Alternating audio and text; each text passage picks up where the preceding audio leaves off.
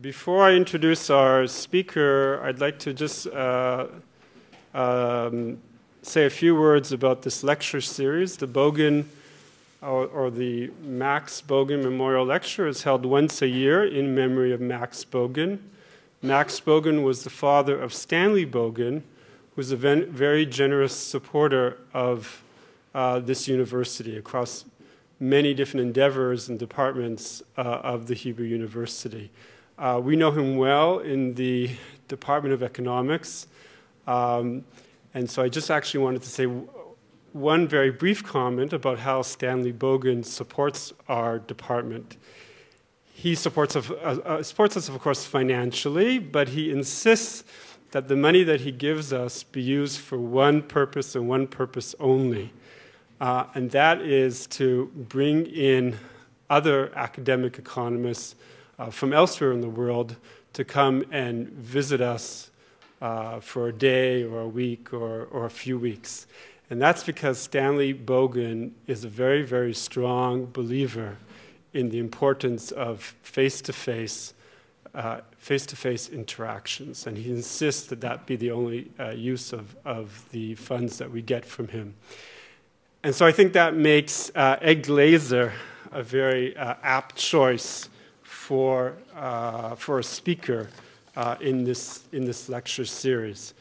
Ed Glaeser has made it his career to study that great compressor of distance that is the city.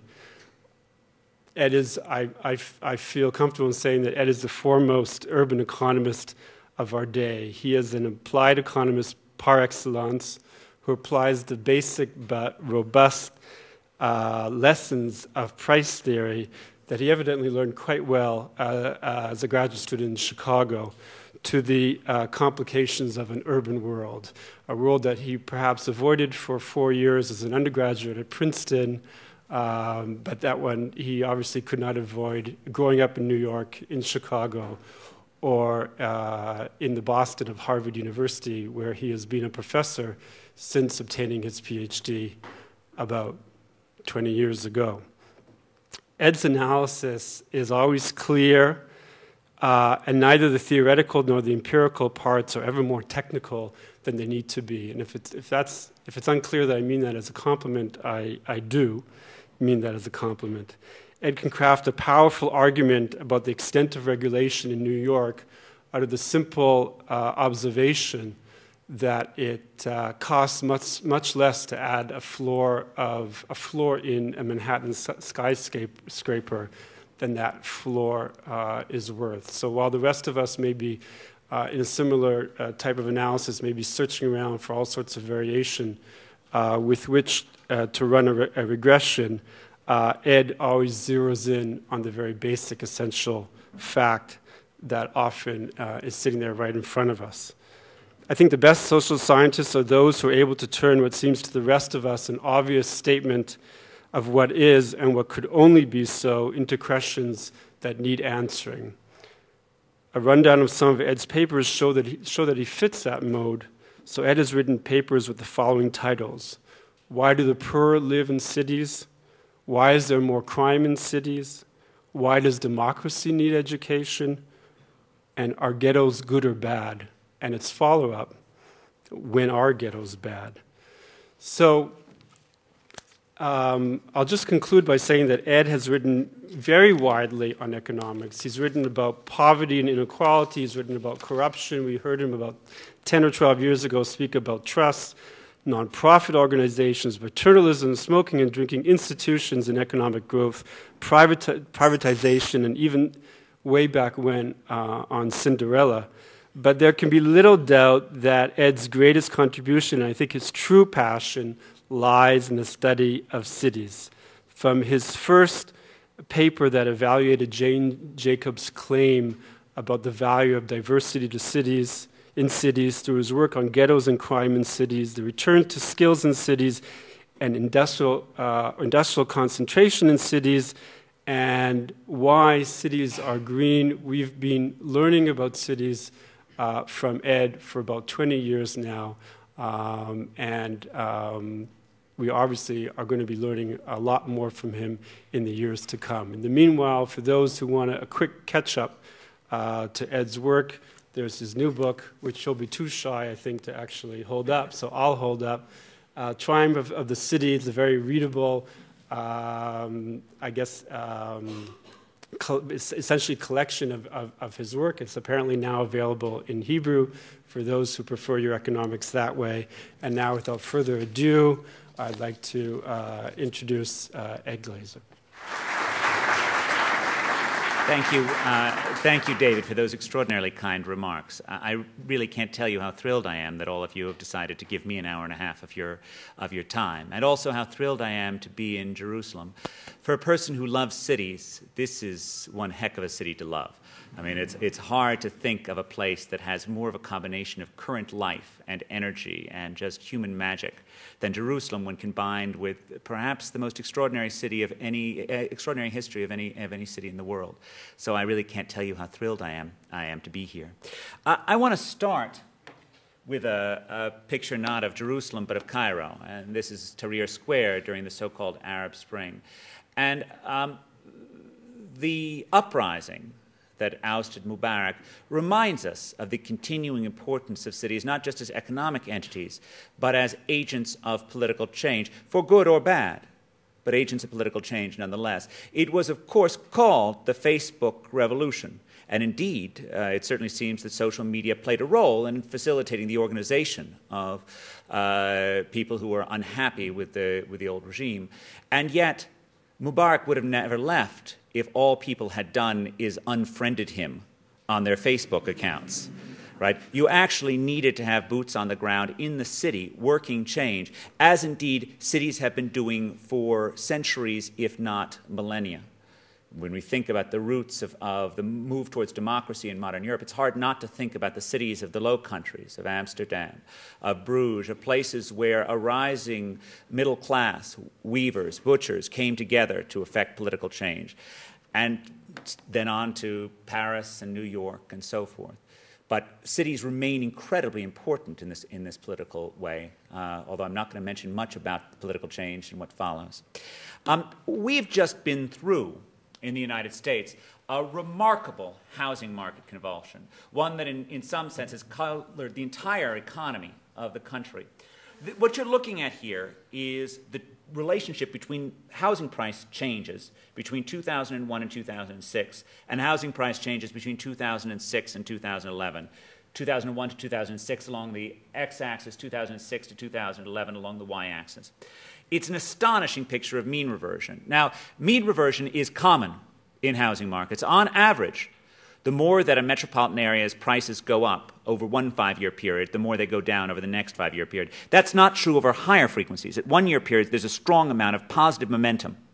But over 5-year periods, for every dollar that a metropolitan area goes up relative to its trend, it gives back 32 cents of that dollar over the next 5 years, typically. Now, that is nothing. That mean reversion is nothing relative to what we saw over the past 12 years.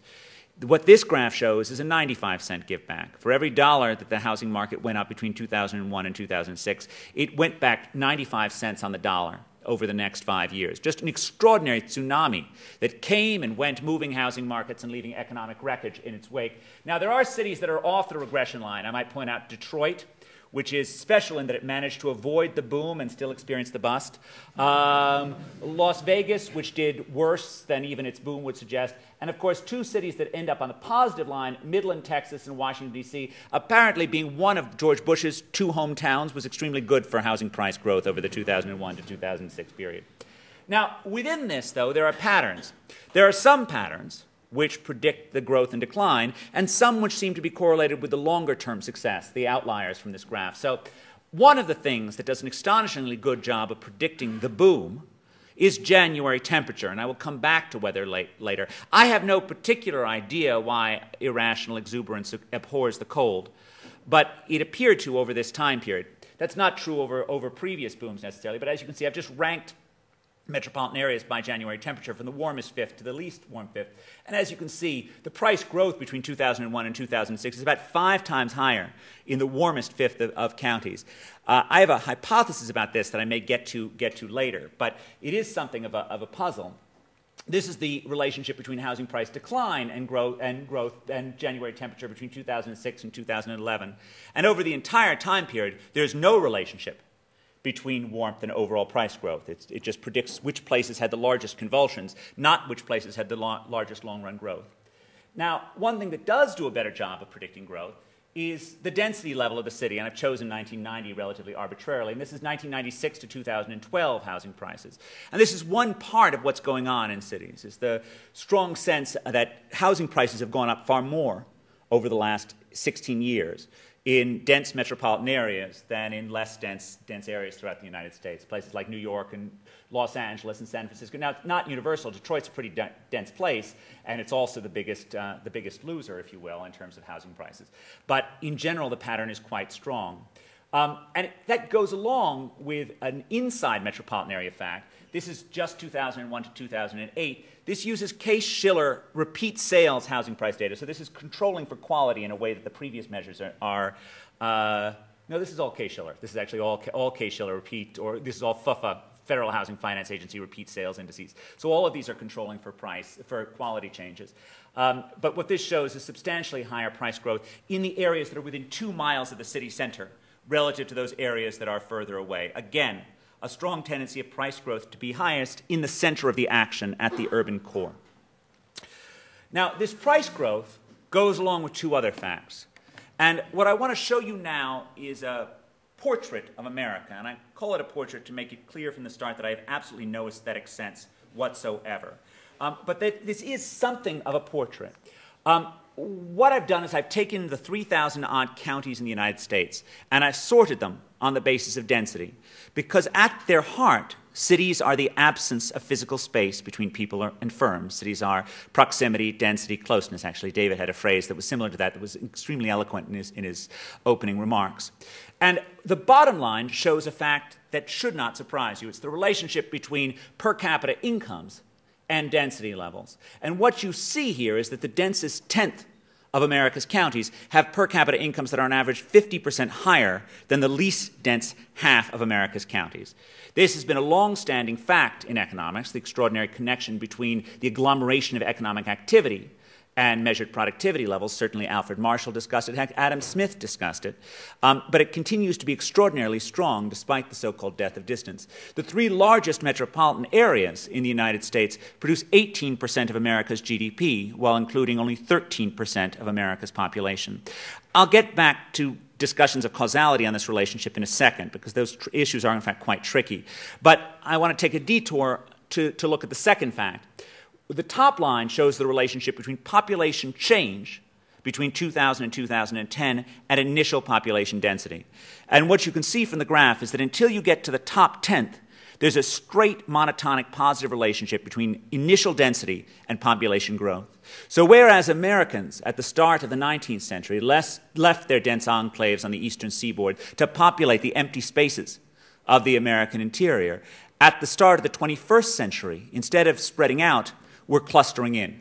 We're choosing to put up with the inconveniences of being around each other rather than spreading out. Now, I said something about the causality issue, and indeed I feel compelled to actually pull you in a little bit through the weeds on this, because obviously the pure relationship between a concentration of economic activity in a place and high incomes in that place or high measured productivity levels does not imply that the concentration is itself causing the added productivity.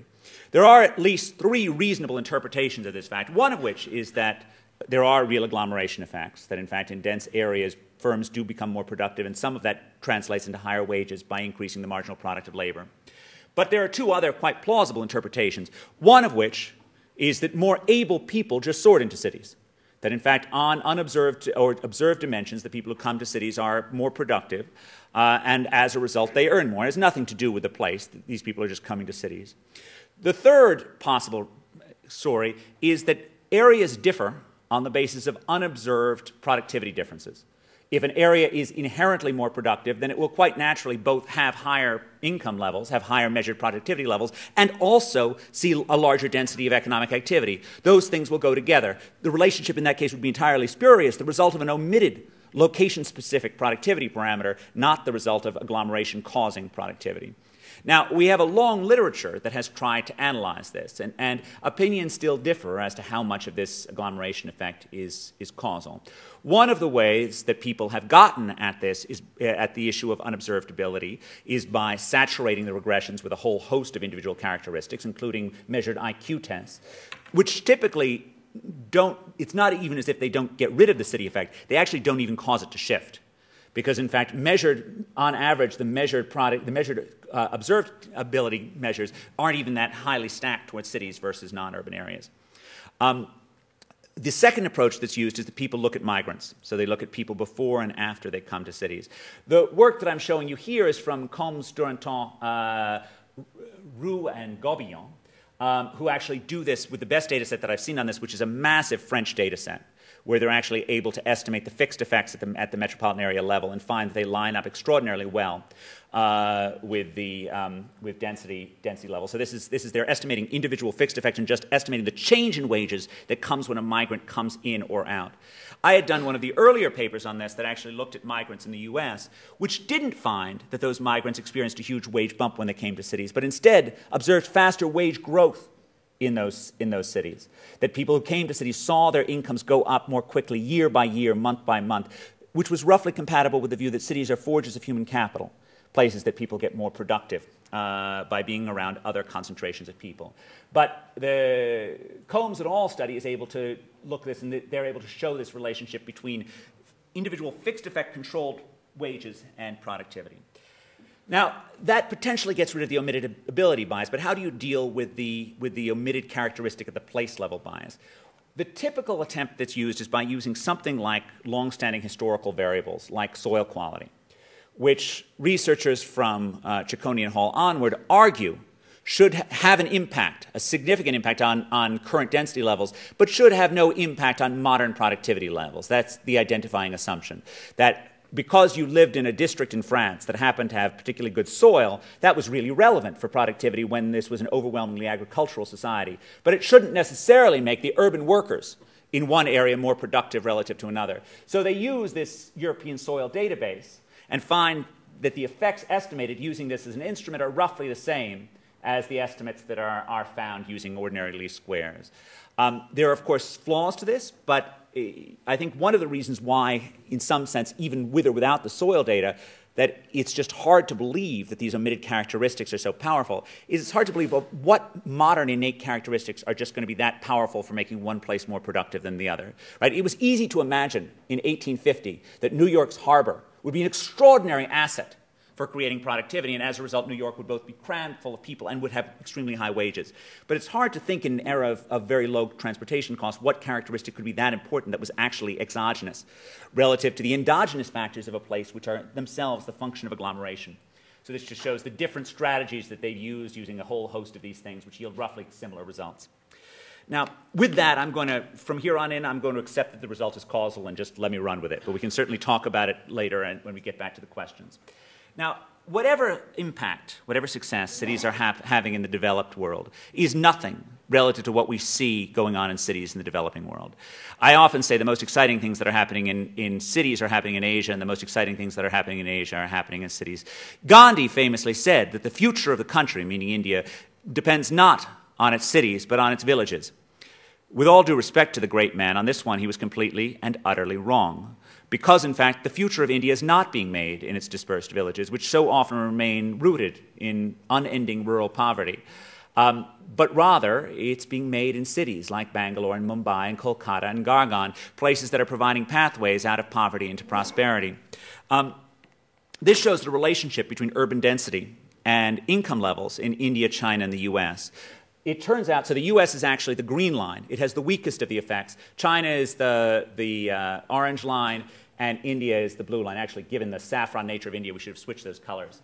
But in any case, what you can see here is that the relationship between density and productivity, density and wages, are typically much stronger in the developing world than they are in the U.S. Often measured coefficients are 3 or 4 times as high in these areas. Now, again, it's probably more plausible that there are omitted characteristics like, for example, special Chinese economic zones that favor high-density areas. So I think the causal interpretation becomes more tricky in these areas. Still, everything we see suggests that, that in fact, cities are playing a remarkable role.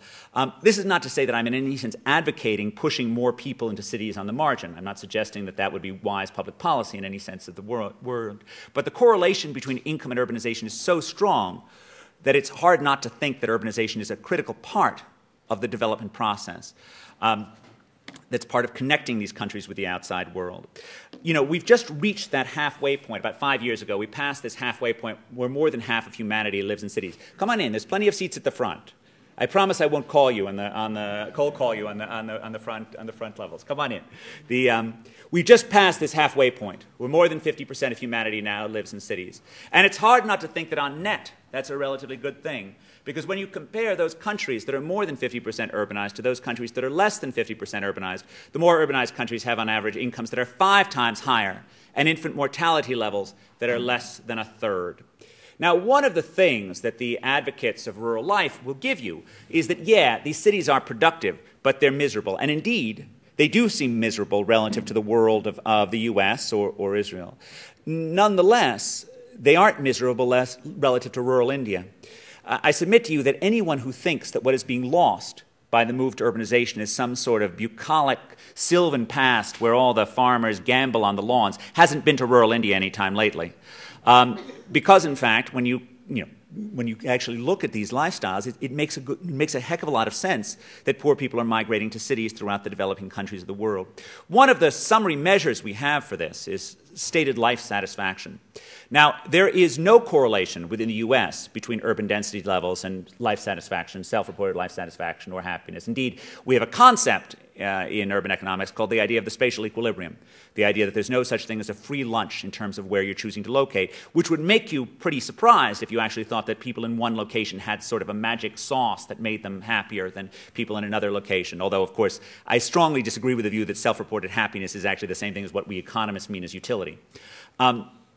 And, you know, on a more prosaic level, on a more basic level, what self-respecting New Yorker is going to tell some interviewer that they're really happy with their life, right? I mean, geez. Now, while in the U.S. there is no relationship between self-reported life satisfaction and urbanization, there is a heck of a strong one in the developing world. And we see this both across countries, and that's what you're seeing here. I've ranked countries on the basis of urbanization. You have the share of people who are saying that they are very or somewhat satisfied with their lives. And as you can see, it's a robust positive relationship. But the results within countries are more dramatic. And now, I can't tell you that I've been able to control properly for everything you'd want to control for in this, because, in fact, the surveys that contain life satisfaction in the developing world are often fairly primitive in terms of the other controls that they have. But typically, there's a strong tendency of people who live in urban areas within the developing but not the developed world to say that they're actually more satisfied. Now, this relatively rosy view of cities, the view that cities are, you know, resurgent in the West, monumental in the East, changing the world, the best hope of the planet, all of this stuff would have seemed ridiculous in the New York City of my youth. I was born in Manhattan in 1967, and these are 2 iconic images from my childhood. On the left, you see President Ford, who did not actually tell New York City to drop dead, but a lot of people think he actually meant it. And what he was doing was turning New York's request down for a fiscal bailout.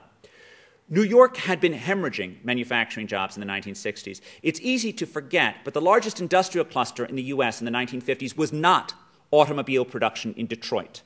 It was garment production in New York City by a substantial margin. Now, that industry was hammered, even more so than cars were in the 1960s, by globalization, by the move to low-cost locales. Hundreds of thousands of jobs were lost over a few short period of years. As New York deindustrialized massively, social unrest expanded, crime skyrocketed, and the tax base ended up being wildly mismatched for the expenditures of the city. As a result, the city ended up in a very bad fiscal situation by the mid-1970s. And it looked as if not just President Ford, but history itself was telling New York to drop dead. The other image shows President Jimmy Carter wandering through the wasteland that the South Bronx had become. right? And as you see him there, it really looks as if a once thriving neighborhood was going to go back to the grass, was going to be reclaimed by the weeds that had once put it forth. It really seemed as if this image that's at the end of Planet of the Apes, where the Statue of Liberty comes poking out of the sound, it really seemed as if this is where cities were headed for, that really there wasn't going to be an urban future, that there was only going to be Sunbelt suburbs forever. One of the reasons why it seemed as if cities were headed for the trash heap of history in the 1970s is that their economic reason for being seemed to have come and gone. If you think about all of America's older, colder cities, they were fundamentally there to solve a transportation problem. They were there because they were nodes of a transportation network. If you go back to 1816, it cost as much to move goods 30 miles over land in the United States as it did to ship them across the entire Atlantic Ocean. The advantage of waterborne transit was just that large. And as a result, Americans sat perched on the eastern seaboard clinging to their Atlantic lifeline. Over the course of the 19th century, we built a transportation network. First canals, then railroads that supplemented the canals. And cities grew up at pinch points along that transportation network. Every one of the 20 largest American cities in 1900 was on a major waterway, from the oldest, New York and Boston, typically where the river meets the sea, to the newest, Minneapolis, on the northernmost navigable point on the Mississippi River. Right? They were all there because of transportation. They were there at pinch points of the canal and railroad system, places where you wanted to move goods from one type of boat to the other. Think about Joseph Dart, the pioneering grain merchant who installed elevators in Buffalo, the western terminus of the Erie Canal, that would carry the grain that was coming on the Great Lake boats onto the canal boats, move them from one form of transportation to the other. And indeed, industry grew up around these commercial hubs, grew up around these transportation hubs. The three large industries in New York in the 19th century were sugar refining, printing and publishing, and the garment trade. All three of these, as well as finance, were children of the port. So think about sugar refining. A lot of New York's trade was part of this triangle trade that occurred with the Caribbean. A lot of sugar came into New York, and you had to refine the sugar close to the point of consumption, because in the 19th century, refined sugar crystals would coalesce, would become unrefined, if you will, on a long, hot sea voyage.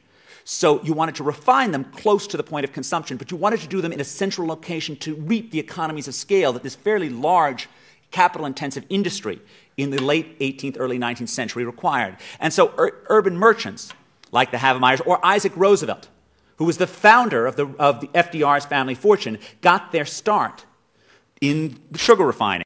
And indeed, Isaac Roosevelt got involved in politics precisely because he was pissed off at British mercantilist policies before the Revolution, starting the Roosevelts on their political vein. Garment trade was there because of the heavy amount of textiles that were coming in and out of the port, and the heavy demand for pre-made clothing for both sailors and for New York's customers in the South. Those customers would, of course, be slaves. The third industry, I think, is my favorite one, which is printing and publishing, which is also a child of the port. Now, the big money in 19th century printing and publishing in the U.S. was in pirated English novels. Okay? There are no copyright protection for English or continental authors in the 19th century. And in a world in which you didn't have copyright protection, you've really got to publish first, right? There's no money in having the 8th pirated edition of, Girl with a Dragon Tattoo. You really have to be the first person out there. This gives a tremendous advantage to the Central Port because you get the latest Sir Walter Scott novel. You get Peril of the Peak days before it even shows up in Philadelphia. So the Harper brothers are able to flood the market with Peril of the Peak within 24 hours of it showing up in Manhattan, 2 days before it even would come to Philadelphia. This was an advantage that printing and publishing got from the port. Chicago, right? Chicago's great industry is the stockyards, largest by value added, second largest by employment in the late 19th century. The stockyards were also the child of the transportation network. America, then and now, has a great comparative advantage in growing corn and wheat. Right? We would have such in the U.S. even without utterly benighted agricultural policies. Subsidies for corn growing. I'm sorry, that was a totally unnecessary aside. But we would have this advantage regardless of that. The problem, of course, with corn and wheat is they have a fairly low value per ton. So the key was, in the era of very high transport costs, how do you actually make this commodity shippable? How do you get it from the cornfields of the Ohio River Valley or from Iowa to the markets to the east? This begins with the use of transforming corn into whiskey. which is highly portable as well as often tasty for movement over long distances. It then moves into salted pork, which for some reason the majority of humanity seems to find more tasty than salted beef.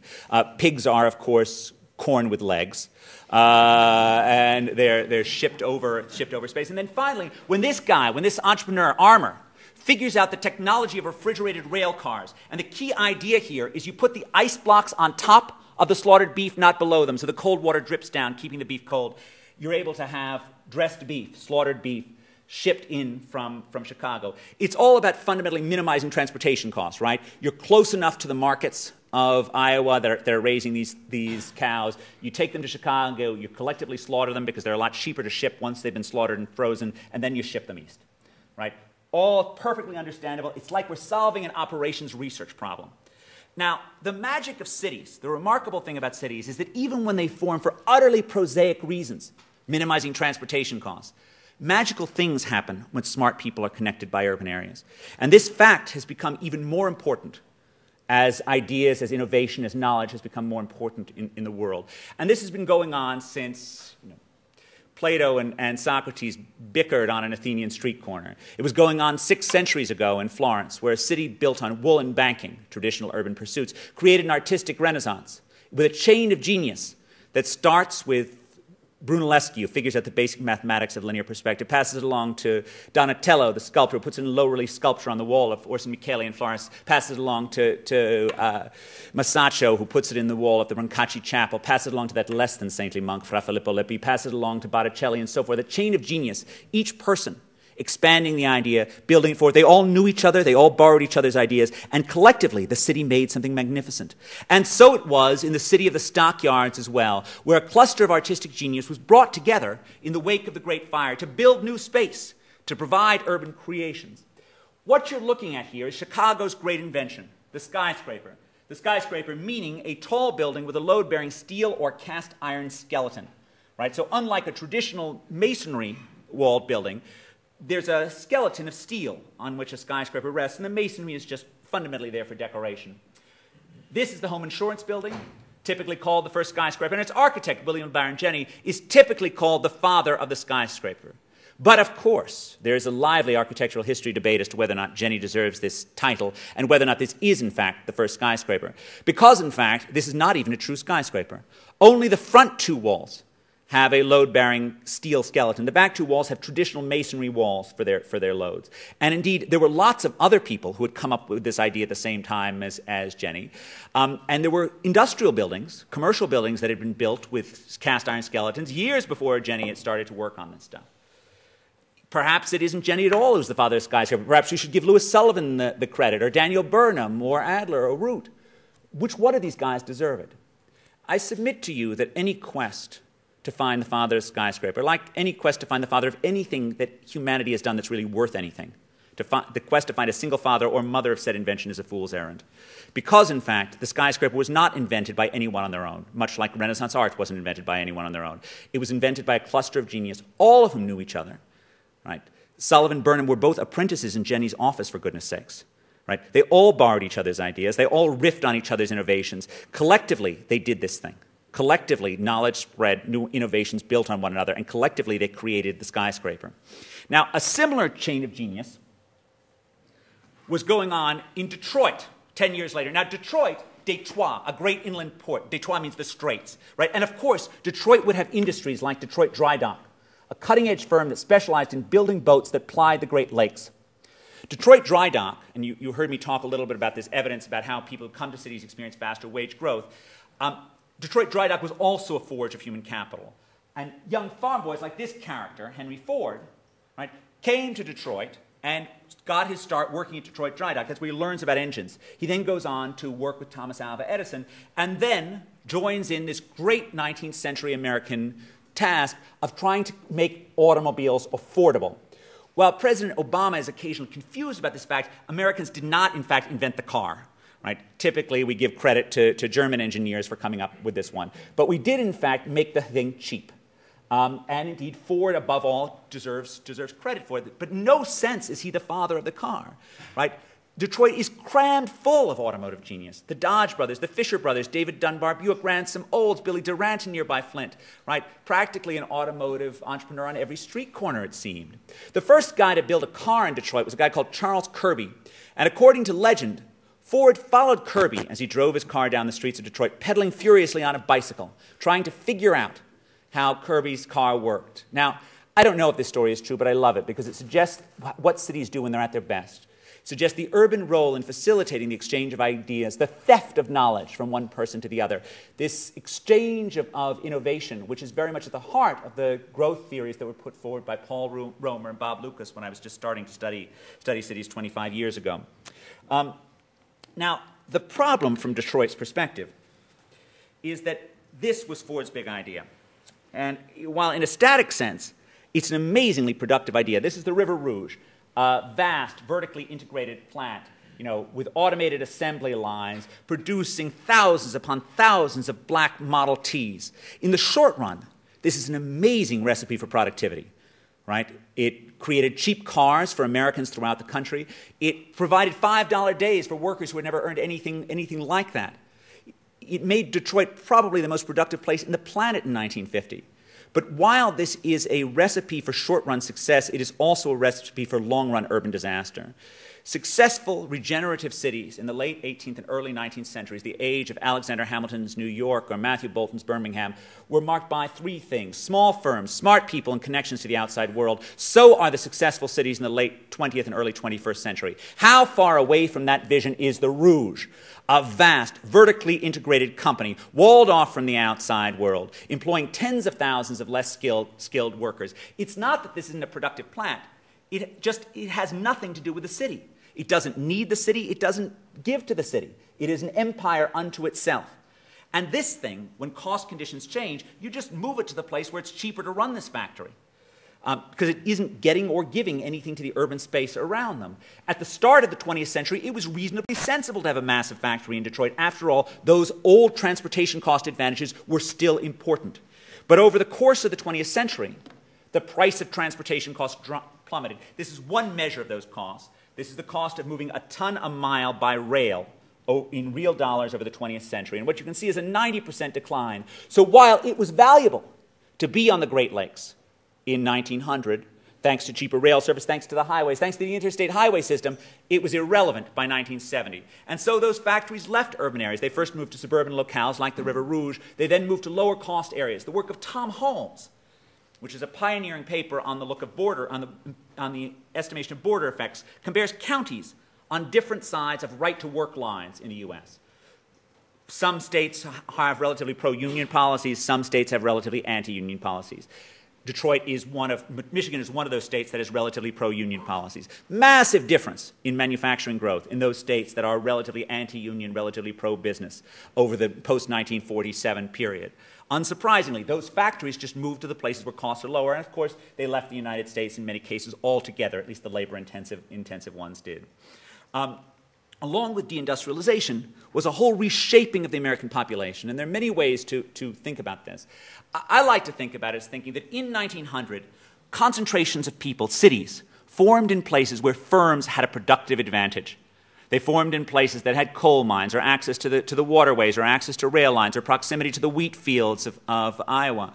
By the late 20th century, they located in places where people wanted to live, right? Because we freed up, this decline of transportation costs freed up people from having to locate near particular natural resources and allowed them to move to places that it was more pleasant to live.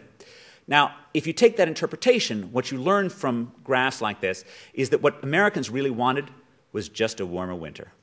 Because there's no variable that better predicts metropolitan area growth over the 20th century than January temperatures. What you're looking at here is county-level growth, and I've split the counties in terms of fifths on the basis of January temperature. This is population growth between 2000 and 2010.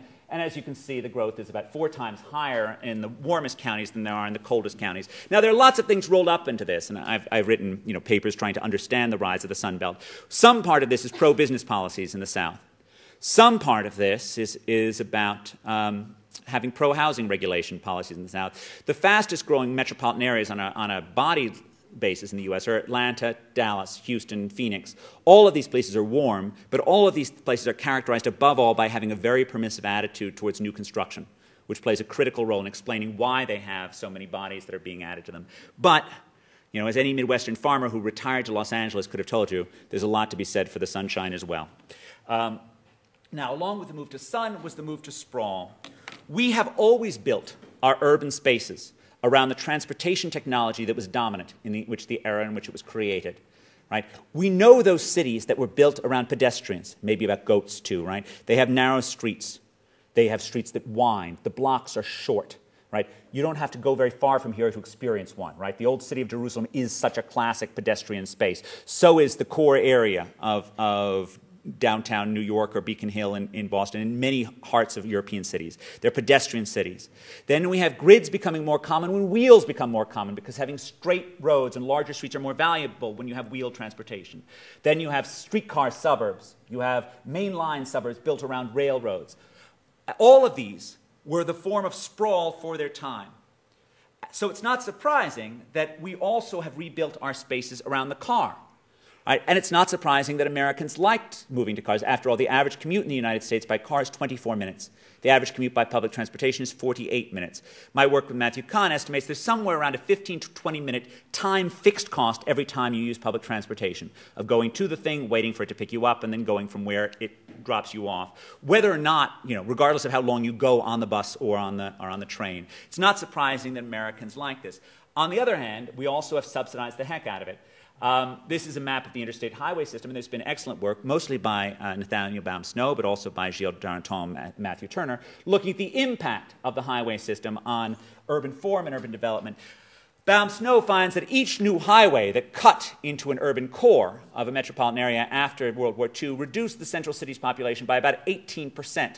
Relative to the metropolitan area as a whole. Now, that isn't an argument against building highways, although it does make you think twice about wildly subsidizing those highways.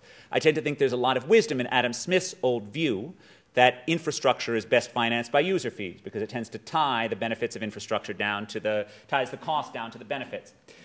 At one point in time, we financed our highways primarily through gas taxes, although since the stimulus in the recent highway bill of June of last year, they've been funded by general tax revenues because of a refusal to raise gas taxes. So we're basically charging people to subsidize people to drive on the roads. And of course, as these cars came in, we rebuilt our urban spaces, because fundamentally, cars are different than all of the older forms of transportation, right? Because all of those older forms of transportation involved some amount of walking. You had to walk from the stop to where it finally dropped you off. Cars, however, are point-to-point transport mechanisms. So they both require huge amounts of space relative to all the other forms, and they also enable you to consume lots of space. And so we built structures that were built around this on a mass-produced scale. This is Levittown.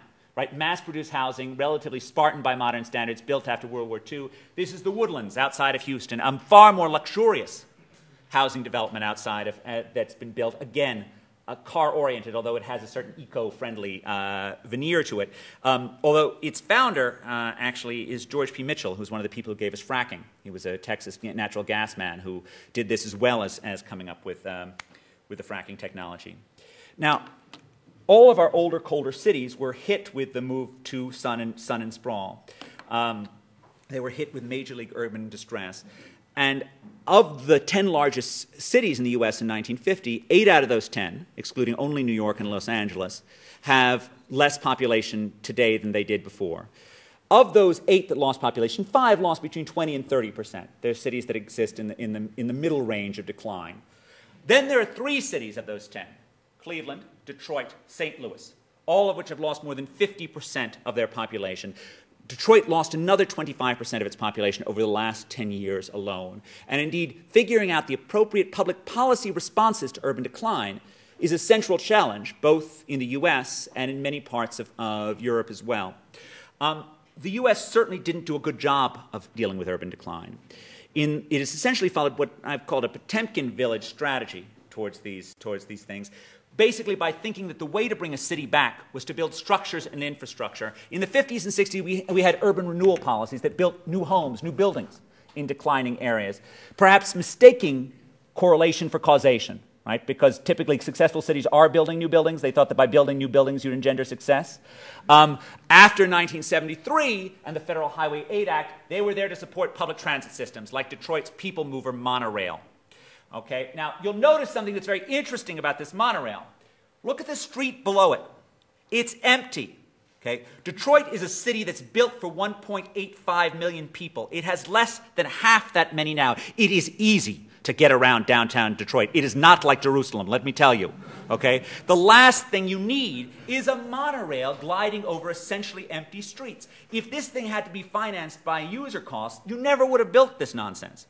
But of course, it was paid for out of federal dollars, and so they put this thing up, and they put it up with all sorts of tales about how this monorail would cause a regeneration of the downtown area. One word of caution, I would say, about thinking about the magical power of transportation infrastructure, as it is often spoken by its advocates, is that transportation infrastructure has a huge effect when the change in transport times are massive, right? When the change in the speed of these things is massive. So the Erie Canal really did have a massive effect because you were comparing an incredibly expensive cost of moving goods over space to a much lower one. This monorail doesn't save commute times at all over buses. It's not going to have a magical effect on anything. And indeed, most of America's cities, as indeed most of the cities of the developed world, are relatively well connected to begin with. Right? So investing in more transportation infrastructure in declining areas is very unlikely to be a winning strategy. Moreover, the defining characteristic of declining cities is that they have an abundance of structures and infrastructure relative to the level of demand. They were built for twice as many people, for goodness sakes, right? More than 90% of the homes in central city Detroit are valued at less than construction costs. If they fell down, no unsubsidized builder in the world would put them back up again. Right? And yet, urban renewal policies subsidize the construction of new buildings in these areas, which America still does with the low-income housing tax credit.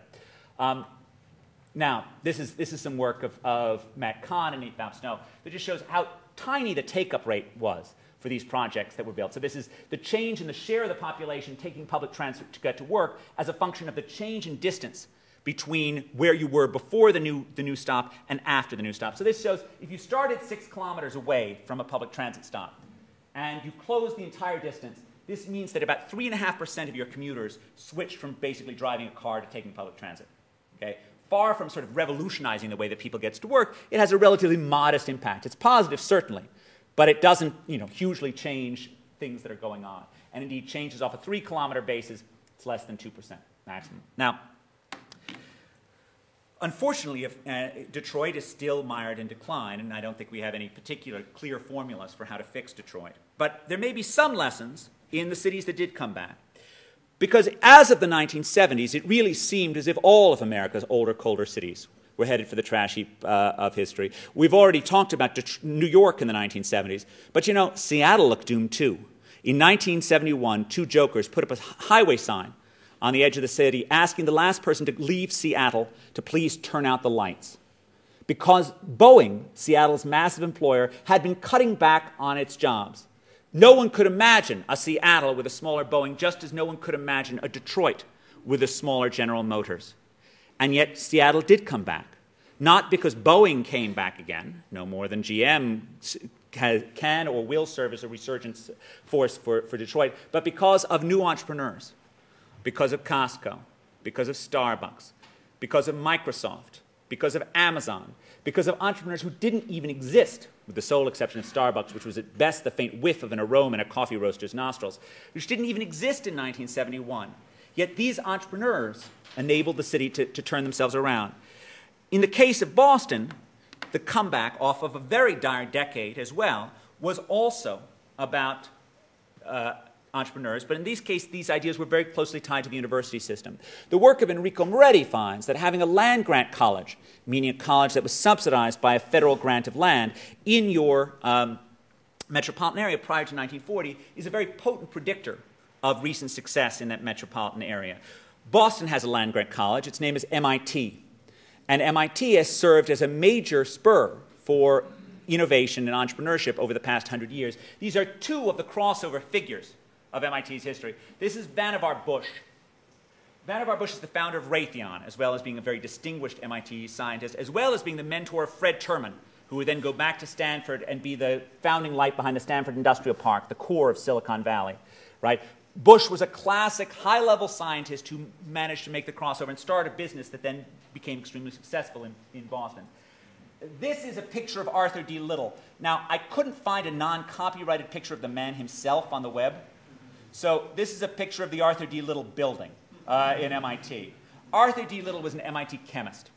He then started his own management consulting company. This management consulting company then became the nucleus of Boston's management consulting. It also became a place where intimately tied together with New York's economic resurgence. Because in fact, Arthur D. Little was the place where Jack Traynor and Fisher Black went as they moved from academia to Wall Street. It was their stepping ground.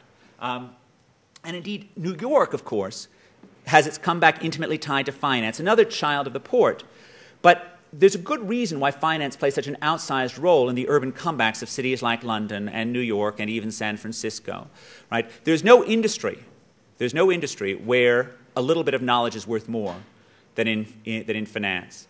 And if you think that the great urban advantage today is enabling the spread of ideas, enabling the spread of knowledge, then it's not surprising that it's finance that is most attracted to that urban edge. There are many ways to talk about the resurgence of finance in New York. You can talk about the chain of ideas, about a better ability to think about the trade-off between risk and return. I'm not going to go through that now, but the fun part is when I make the comparison between Michael Milken and Botticelli. That's my favorite in terms of their role in this chain. But it's also very much about the spillovers from one industry to another and the values of concentration around cities of ideas.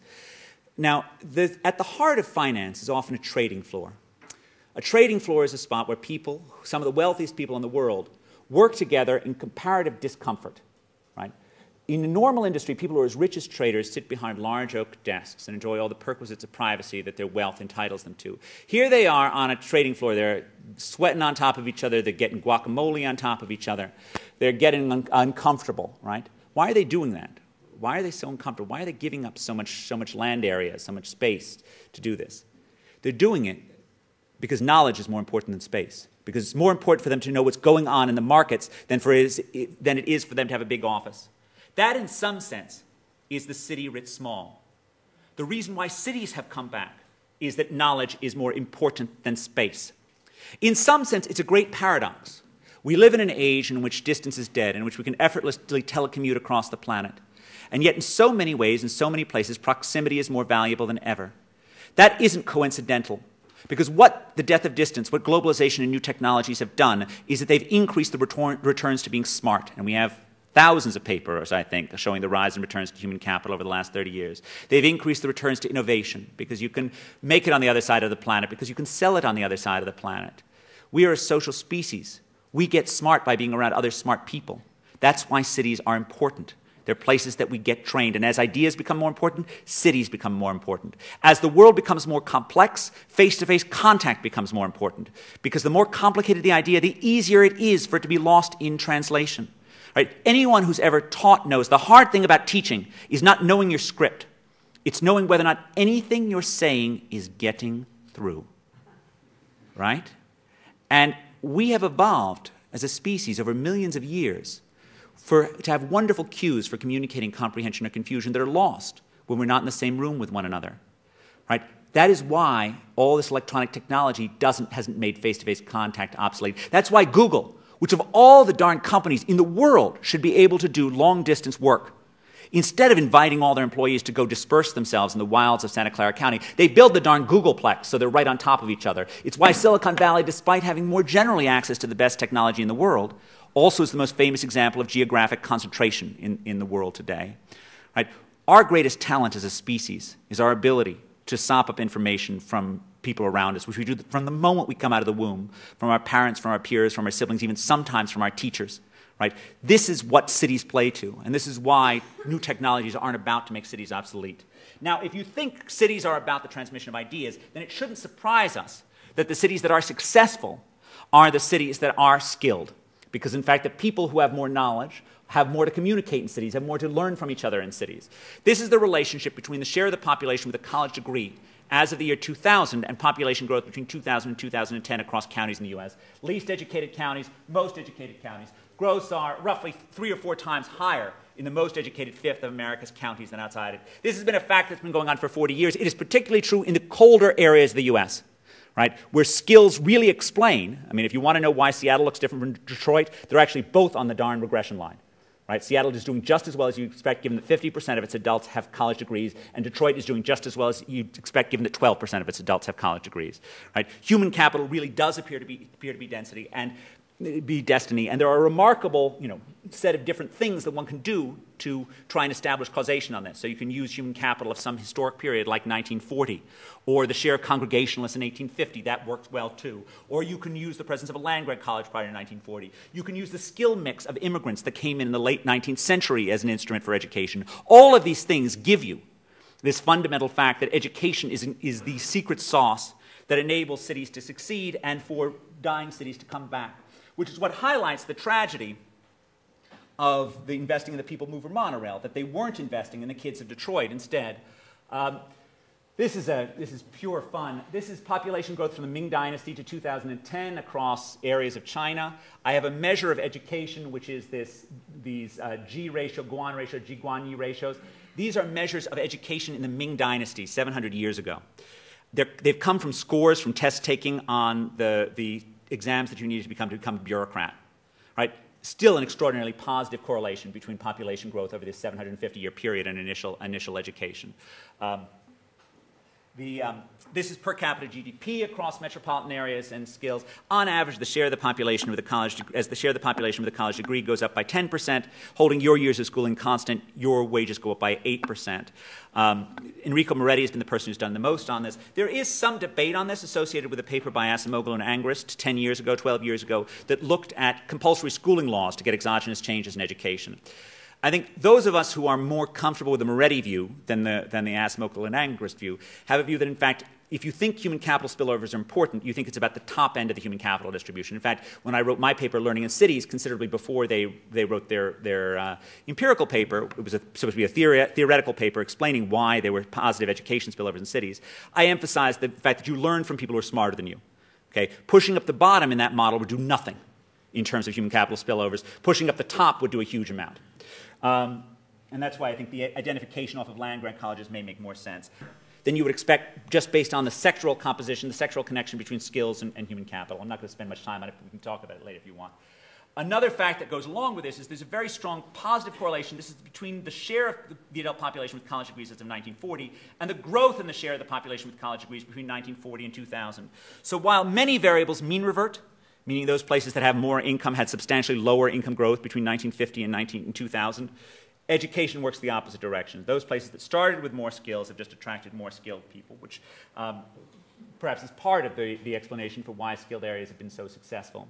Now, of course, while those of us in the education business think that formal skills might be worth something, anyone who studies cities has to come to the view that the skills that are learned on the streets after school have got to be far more important. After all, that's what all this urban magic is supposed to be about, people learning from each other in dense enclaves. And it's hard to think of any skill that is more critical to urban success than the inclination and the talent to be an entrepreneur. And certainly the stories that I just told, let's say, about Seattle or Boston, they may have a role of education in the case of Boston, but they wouldn't have happened without the entrepreneurs. Now, 50 years ago, the economist Ben Chinitz was comparing New York and Pittsburgh and noting that New York appeared to be more resilient than Pittsburgh even in the 1950s. And he argued this was a result of a culture of entrepreneurship in New York. Okay, that New York appeared to have many more entrepreneurs than Pittsburgh did. He argued that this was the result of industrial history. New York had the garment trade, an industry with very weak returns to scale. So you could get started with a good idea and a couple of sewing machines and then self-finance as your company grew. As such, it was a mother of invention, a mother of entrepreneurship. And the story of New York is replete with examples of people who got their start in the garment trade and moved to something else. I tell the story of A.E. Lefcourt, who built more skyscrapers than any other New Yorker did prior to the Great Depression. He got his start as a poor kid who went into the garment trade. He famously, his career didn't end so well. He famously declared that 1930 would be the greatest of all building years. He wasn't right about that one and ended up being much poorer than he was in 1927. By contrast, steel has massive economies of scale. Right? You don't mess with U.S. Steel. You don't get started as a steel competitor in Pittsburgh. So Pittsburgh has U.S. Steel, which breeds company men. New York has the garment trade, which brings entrepreneurs who are good at looking for new opportunities, even in industries apart from their original one. What is remarkable, and I'm going to give the department seminar on this tomorrow, is how strongly our measures of entrepreneurship do at predicting employment growth, given how crappy these measures are. Our two primary measures are the share of employment in startups at the start of some initial period and average establishment size. This is average establishment size and employment growth between 1977 and 2000 from the smallest establishments, which are typically thought to be the most entrepreneurial places, to the largest establishments, which are typically thought to be the least entrepreneurial places. Very strong correlation. It's true within industries. It's true within cities. It's a very powerful connection. Now, that's firm size and GDP growth. We also use a variety of identification strategies, like using the presence of historical mineral deposits, which then correlates with return to scale industries and lower entrepreneurship rates. I'm going to skip over this. This is just for Naomi's benefit. The problem with entrepreneurship is that whereas we kind of know how to invest in schooling, we really don't know how to invest in entrepreneurship. Well, it's great to talk about how entrepreneurs are wonderful, and certainly Israel is an example of the power of being a startup nation. It's not quite clear what government policy does apart from attracting, training smart people, and then more or less getting out of their way in terms of inculcating this. Boston is trying to engage in a public policy that involves concentrating them in an innovation district. We're trying to get some randomization into this project to evaluate whether or not the people who get into it have greater success. We'll tell you in 5 years whether or not we know the answer to that. Now, the most entrepreneurial place on the planet I've been is the Dharavi slum in Mumbai. Right?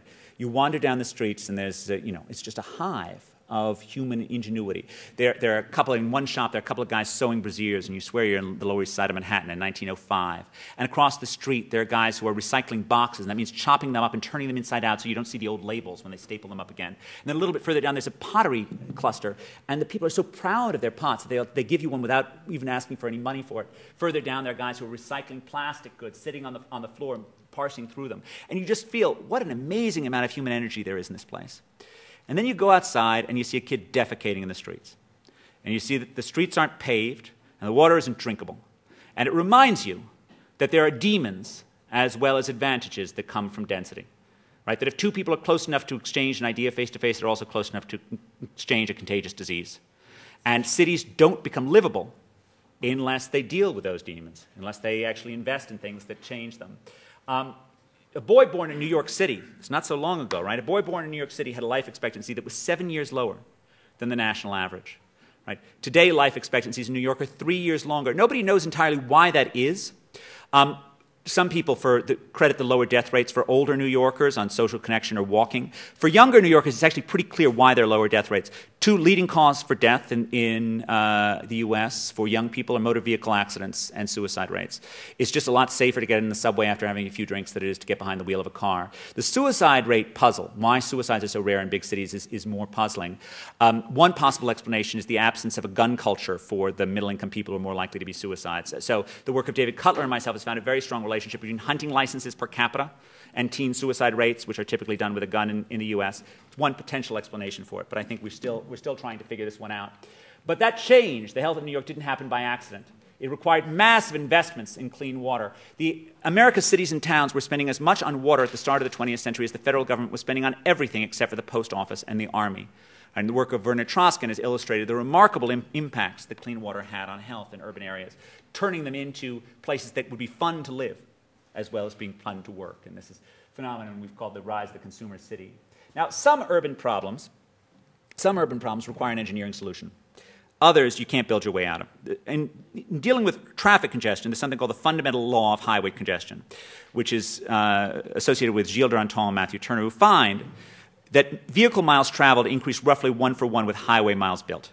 If you build it, they will drive. Okay? This tells you that you can't just build more urban streets and think you're going to solve this problem. We do, however, we have had as economists for at least 50 years an answer for this. It is to price scarce resources. It's a good solution. Singapore has been doing it for 36 years with congestion pricing in Singapore. And here you see the second densest country in the world where streets move quickly during prime hours because you have to pay to drive on these streets. Right? All the cars have transponders. They can drive through these electronic road pricing scheme at high speeds. London has a vastly more cumbersome system, but one that also had positive effects in terms of reducing congestion. There's just no way to give away city streets for free and expect them to be used reasonably. And there's no way to solve this problem just by investing more in public transportation either. Right? Any sort of core model of this tells you that it's very, very hard to think about reasonable subsidies for this. I will say, just as an aside, I feel compelled in a public lecture to echo John Kane, and the previous generations of transportation experts, of which I am not at Harvard. There was an old line that 40 years of transportation economics at Harvard could be boiled down to 4 words: bus good, train bad. And I'll let you, but that mostly has to do with the extremely high cost of actually building trains, and the fact that there's really nothing you can do with a train that you can't do with a bus with a truly dedicated lane in terms of moving at relatively high speeds.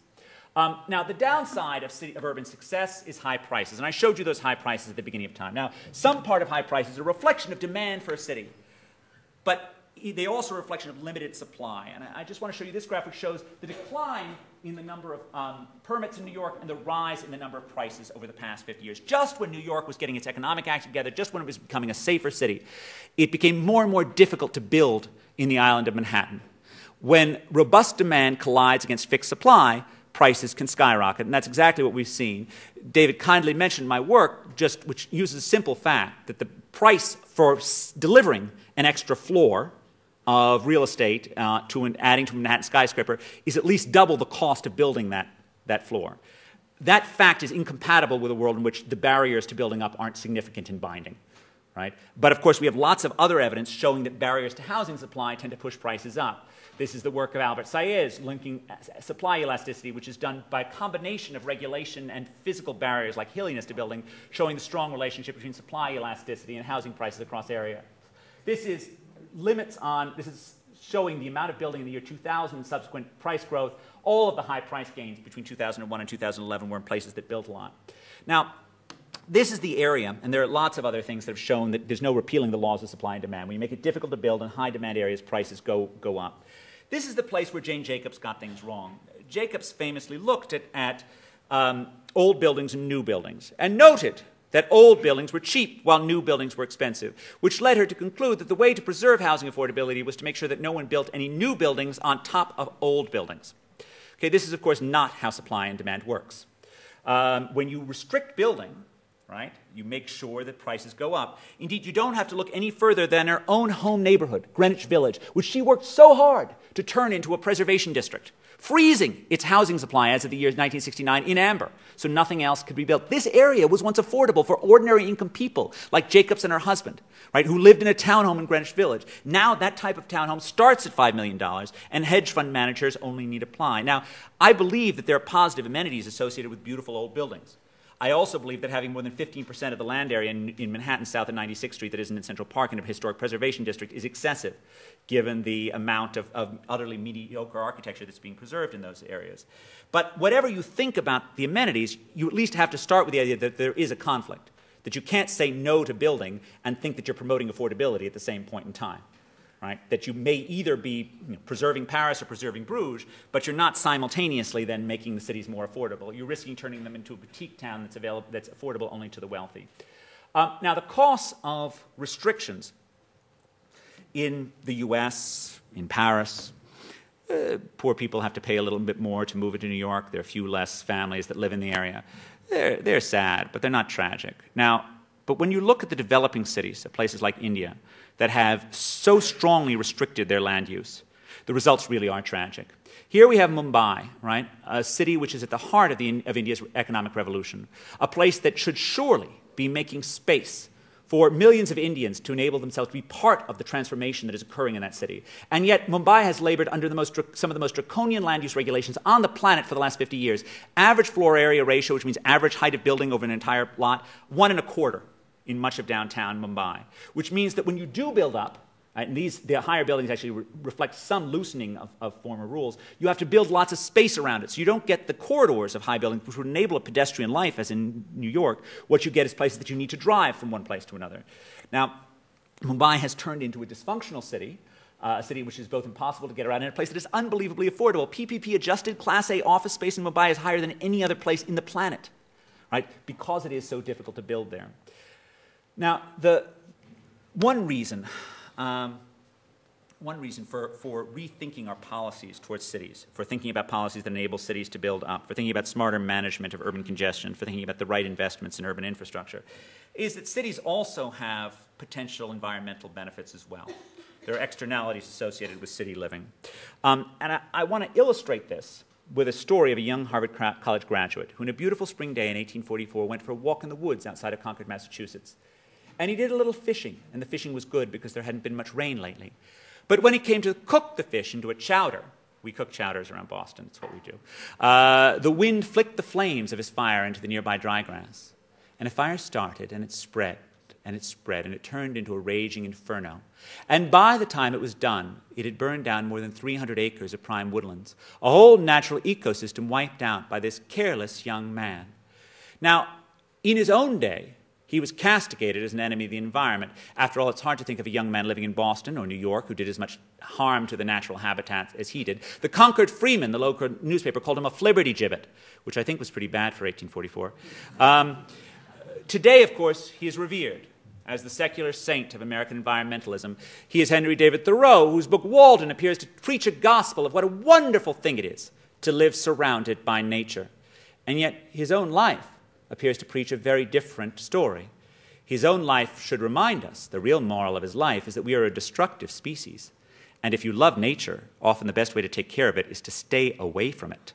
As indeed Thoreau would have done nature a great deal of good if he hadn't gone out cooking chowders in the wilds outside of Concord and actually stuck to his books in Cambridge or downtown Boston. Now, there is a quantitative match to this. Together with Matthew Kahn, I have attempted to estimate carbon emissions for a standardized household throughout the entire United States. These are just focused on the household level, and I combine together home emissions and driving emissions. There's a whole bunch of things that are involved and a whole bunch of leaps of faith that are required to do it. But the one thing that we do that differs from normal estimates is we do really work hard to control for income and family size. These are estimates of the total amount of pounds of CO2 associated with driving, public transit, home heating, electricity, commercial energy, and so forth. We then add these up to form total measures, which we then multiply by a sort of made-up number that comes from the Stern report about the damage from each environment. These are, by the way, the lowest carbon-emitting metropolitan areas in the U.S. These are the highest carbon-emitting areas in the U.S. You notice the cold places tend to be the cold places in coastal California tend to be by far the lowest carbon emitting. It's the hot places that are really high, both because of a combination of driving a lot and having very high electricity usage. Within metropolitan areas, you get a picture like this. So this area, the core downtown of Boston, looks very green. These areas look very brown because of much higher driving distances and even holding income and family size constant, people own bigger houses and therefore use bigger energy. I know this personally because when I started acquiring kids about 5 years ago, I moved out from here to here and started doing about as much damage to the environment as Thoreau did when he was in roughly the same neighborhood. Here are some facts. Across metropolitan areas, most of these things line up pretty well with things like weather. Okay? July temperature is a pretty good predictor of electricity consumption. January temperature is a pretty good predictor of natural gas consumption going the other direction. Big cities typically have significantly less gasoline consumption. And this is a funny fact. This is the relationship between how tough the regulations are in a metropolitan area and what the environmental damages are from a marginal home. What you would think, if you thought that these regulations, which are often environmentally motivated, were about reducing global carbon emissions, you'd expect to have the toughest regulations in the place that have the most environmental damage, right? You really don't want guys building in Houston because you know they're going to use tons and tons of energy by doing so. Where do you want them building? Coastal California, of course, where the climate is mild, where people tend to live in relatively dense areas and commute by public transportation. And of course, the opposite is the case, that in fact, San Francisco, San Jose, San Diego, Los Angeles, all places with very, very low carbon emissions are the most regulated points on the planet. The key problem here is that when you think about the externalities involved in new building, you only think about the local externalities, not the global externalities. It makes me just crazy, this think globally, act locally, because it's just stupid, right? What you want is something that actually internalizes the fact that when you turn off the building spigot outside of San Francisco, it turns on outside of Phoenix. It turns on outside of Houston. So there's a real cost to having a local policy that doesn't internalize this. Now, within cities, these are the cities with the biggest gulfs. Some of them are New York, which of course is a huge gulf between central city and suburb, mostly associated with just very big driving distances, very big home heating distances. But also some of the Sun Belt cities have huge differences between central city and outside, just because it's not that the central cities are so green, but the suburbs are unbelievably brown in terms of commuting long distances. One way to think about this is that if the great growing economies of India and China see their per capita carbon emission levels rise to that seen in the sprawling United States, global carbon emissions go up by about 130%. If they stop at the level seen in wealthy but hypertense Hong Kong, global carbon emissions go up by less than 30%. Right? Whether or not you're worried about global warming or just the price of gas at the tank, we all have a lot to gain from India and China building up rather than out in terms of which is yet another reason to get our urban policies in place. Now, I don't want to end on this because, in fact, the environment is not the heart of what cities are about, and these externalities are not the heart of what cities are about. Although they do help to sort of make a point. We are facing significant challenges in this world. We're facing significant challenges here in Israel. We're facing significant challenges in the global economy. We're facing potentially significant challenges around the environment. I think the track record of our species, though, to solve these problems, to work miracles, is incredible. Many of those miracles have happened right here in Jerusalem over the past 3-4 millennia, right? And it is impossible for me to think about that and not to think about how miraculous the things that human beings are able to achieve when we're connected with each other, when we learn from each other, are without feeling fundamentally optimistic, which is not thinking that I'm in any sense underestimating the challenges, but just thinking the things that humans have done when they've been able to learn from each other, when they've been able to build together and work together, are really miraculous. And that is the true triumph of the city. Thank you very much.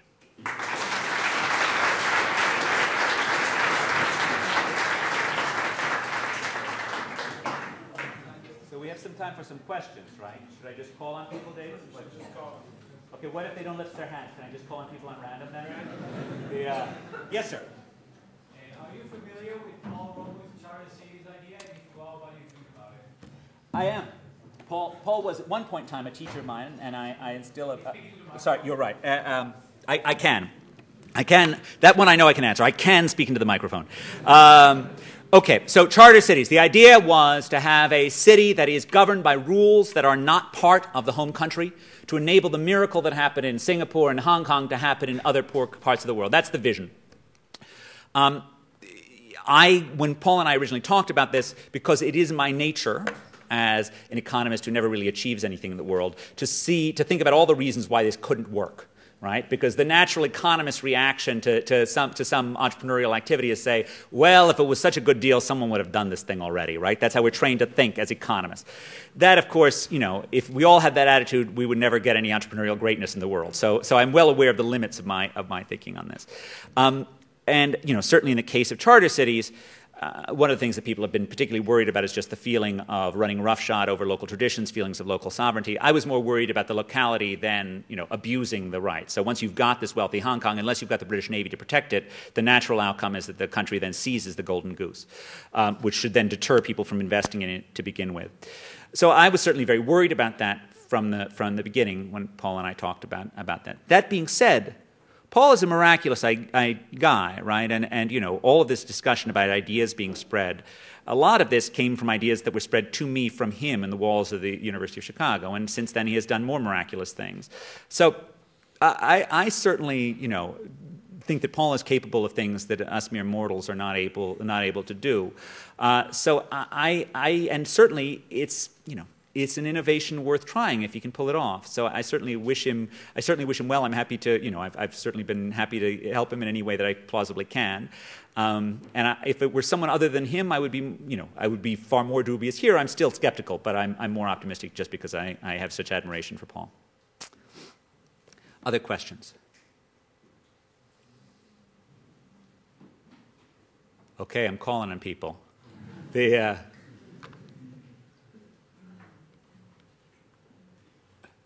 you say something about turning the centers of cities into, like in Jerusalem, where we have no traffic anymore on Yapo, and we now just have a light railway?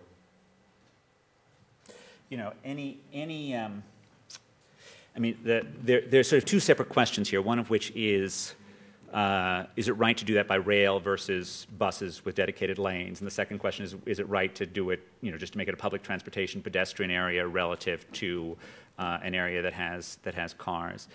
I think the basic bottom line on any form of infrastructure investment is that you want to take it seriously on its own and see what you can in terms of cost-benefit analysis of that particular investment. I don't think you can possibly say anything about it independent of any serious analysis. And I certainly have not done any serious analysis of the light rail investment in Jerusalem.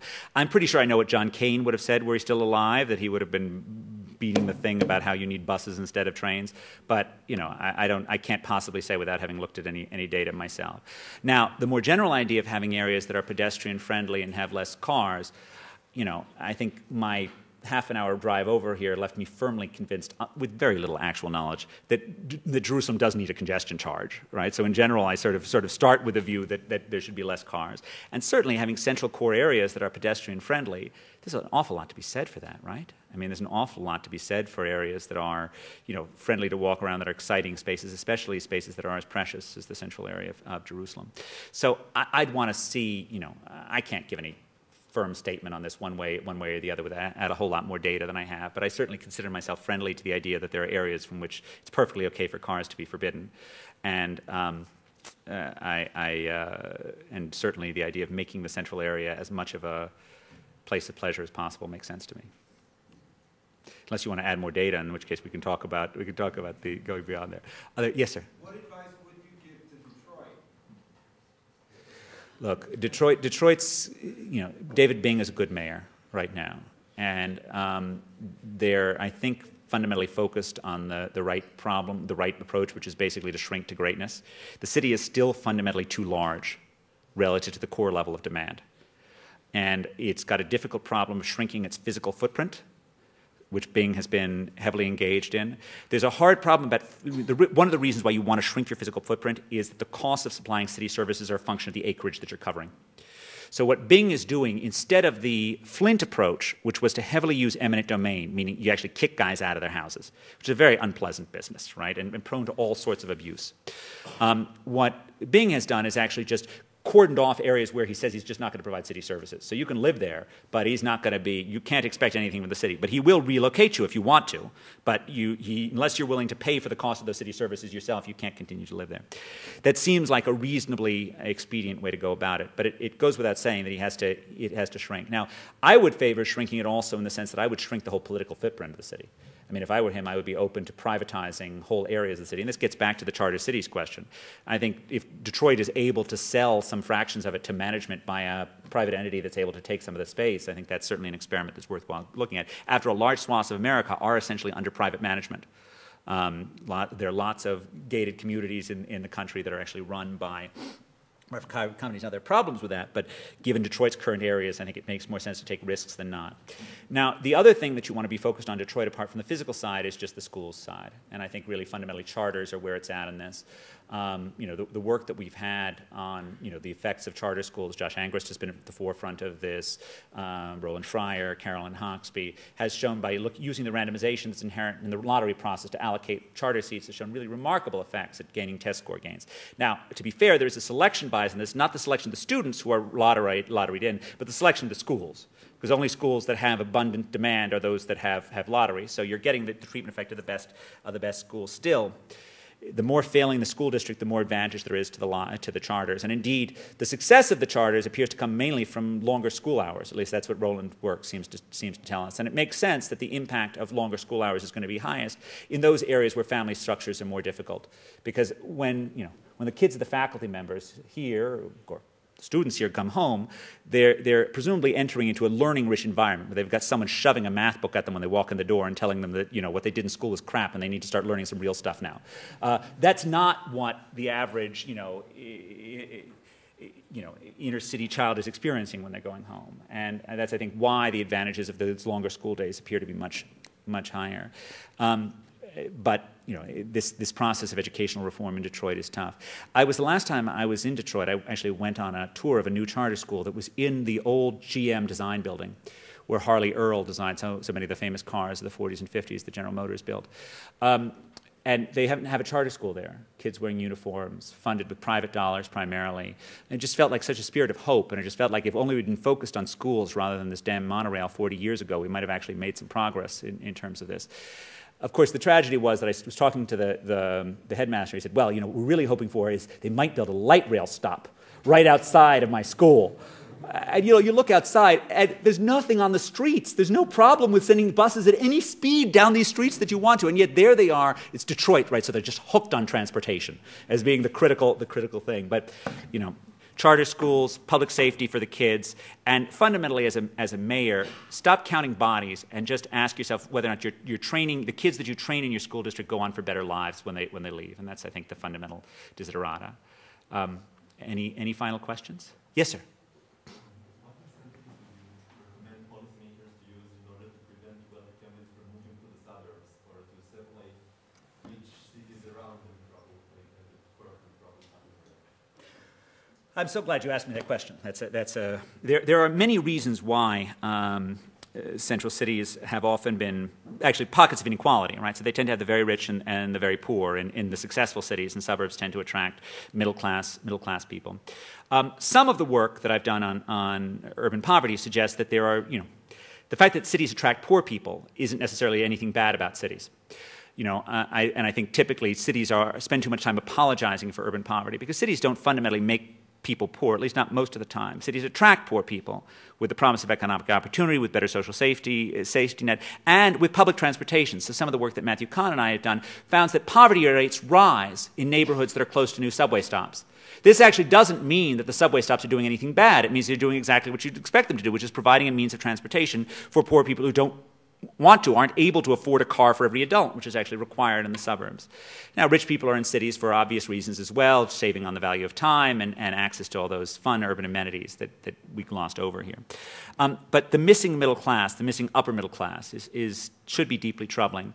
Now, some of that is natural, which is the desire for larger space with kids. But I think of that as being relatively minor and likely to become even more minor as building technologies improve to enable people to build larger apartments in urban areas.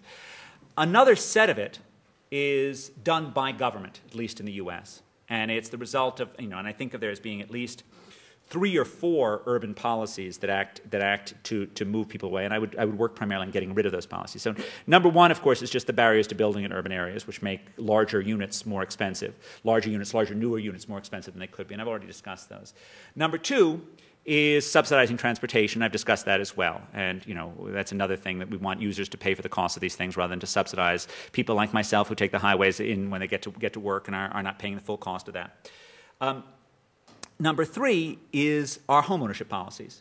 So the U.S. government has a home mortgage interest deduction, which tries to bribe Americans to move from renting to owning. The problem with that is that, on average, more than 85% of single-family detached houses are owner-occupied, while more than 85% of multifamily units are rented. So when you're fundamentally saying what we want to do is use the tax instruments to subsidize home ownership, you're basically moving people out of urban apartments into suburban homes. And that would be another thing that I would get rid of. I mean, I don't think the government has any business in terms of making social policy of that form. But the last thing, of course, and most importantly, is the problem of urban schools. And for so many parents, the need to move outside of cities to get urban schools. And this is not true in Paris, and you don't see the same flight of wealthy people from Paris. But that's such a huge draw. And there are attractive things about some aspects of America's local public school system, but this is one of the worst of them. And it ends up, I often think you'd be better off either with a drastic left wing or with a drastic right wing solution. I mean, the right wing solution would be something like, non-space dependent vouchers, so it doesn't matter where you live and you can just go to whatever the heck school you want to go to. That's certainly one model that would eliminate the spatial reason to leave the cities. Another possible model is if you thought America could handle it, the French system. If it's 2 o'clock on a Tuesday, we know what every 4th grader in France is learning. That's probably less true than it once was. But if you really do have uniform school quality across space, you also don't have this flight to move out. But as I think about sort of the most important challenge for cities, it's surely that. It's surely actually getting the school systems in place in the U.S. so that you don't have this huge wedge driving parents out. Because if you just do the back of the envelope calculation, the dollars involved in this are just enormous in terms of the movement. But thank you for that question. Anything else? Yes, sir.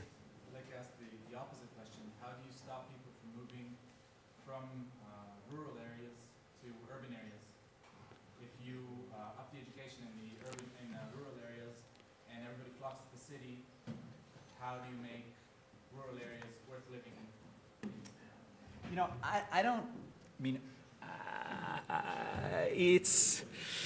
I don't view the job of at least the central government as being about trying to favor one area or the other. I mean, I don't think it's the job of the federal government to, make sure Detroit comes back at all.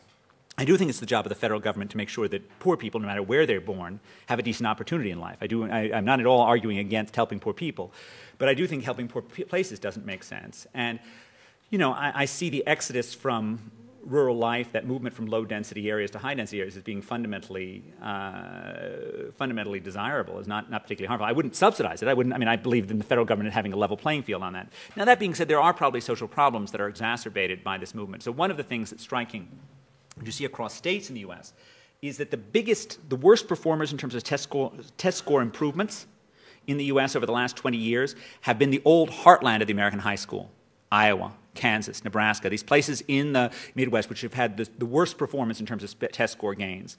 And as you think about that, it's hard not to think that in part the brain drain from these areas is playing something to do with it. If you're in New York, the supply of potential teaching talent, even at way below market wages, is extraordinary, right? Because somebody's subsidizing them to go teach in a Harlem Children's Academy to educate kids. If you're in a city that is experienced, if you're in a rural town somewhere, you lack the talent to actually deliver that, and that's an ongoing challenge. Now, from a local government perspective, right, even though we don't think the feds should follow it, we do think that if you're the county commissioner of a county in Iowa, you want to be focused on how to make your area as pleasant as possible. There, I think, in most cases, city government is about the county government's about the basics of fast commutes, good schools, safe streets, and it doesn't really differ where you are. The challenges are somewhat different in high-density areas than low-density areas, but you want to be just focused on the basics of urban government. Anything else? Yes, Andrew. What's your take on the Richard Florida view of creative class-based cities? Is this just the usual capital argument? I have certainly argued such. When I looked at the other, so Richard Florida has this argument that there's a creative class and that this is what makes cities work. I can't fundamentally disagree with that. The research that he cites in his book is from my earlier work on human capital and urban growth. So, I certainly disagree with that I certainly agree strongly with that basic notion and think he did a marvelous job of making it clear to a wider population. There is some disagreement about whether or not there is predictive power in variables beyond share of the population with a college degree. So the number of households that are, same-sex headed to the presence of particular creative class occupations.